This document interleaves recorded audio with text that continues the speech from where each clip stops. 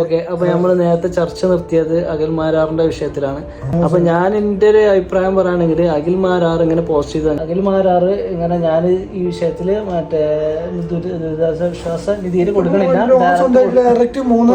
അപ്പൊ ഓന് എന്നൊരു അത്യാവശ്യം ഫോളോവേഴ്സ് ഉള്ള ഒരു ഇൻഫ്ലുവൻസർ ആണ്. അപ്പൊ അങ്ങനെ ഒരു അത്രയും ഒരു ഇൻഫ്ലുവൻസർ അങ്ങനെ പറയുമ്പോൾ സ്വാഭാവികമായും ഒരു സാധാരണക്കാരൻ എന്ത് ചിന്തിക്കും, അവൻ അങ്ങനെ കൊടുക്കണം. അപ്പൊ പിന്നെ ഞാനും ആ ഒരു വഴിക്ക് ചിന്തിക്കുക എന്നുള്ള നിലക്ക് ആൾക്കാരങ്ങനെ ചിന്തിക്കണോണ്ട് അപ്പം ആ ഒരു കുറെ ഫണ്ട് അതുവഴി മാറിപ്പോകുമെന്നുള്ളൊരു ഭയമാണ് സർക്കാരിനുള്ളത്.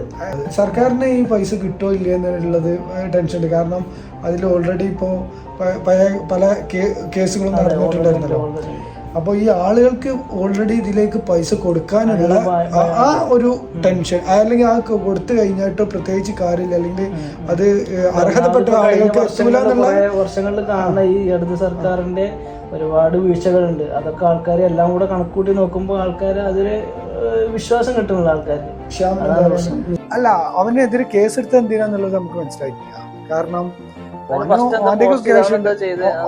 അങ്ങനല്ല, ഓന്റെ ഒരു വിഷയം എന്താന്ന് വെച്ചാല് ഓന് ഇത് കൊടുത്തു, ഓന് 3 വീടുണ്ടാക്കി കൊടുക്കാന്ന് പറഞ്ഞു. ദുരിതാശ്വാസ നിധിയിലേക്ക് പൈസ കൊടുക്കൂലെന്ന് പറയാതെ പറഞ്ഞു.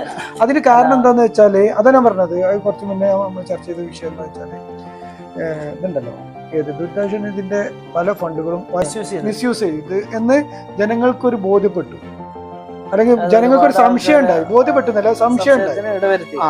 ആ സംശയമാണ് ഇതിന്റെ മെയിൻ ആയിട്ടുള്ള. പക്ഷെ അത്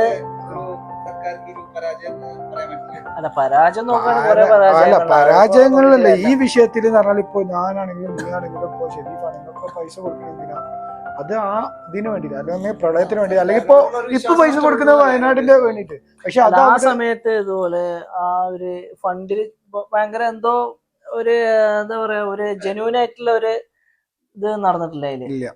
അപ്പൊ ഒരു തിരുമറി നടന്നോ ഇല്ലേ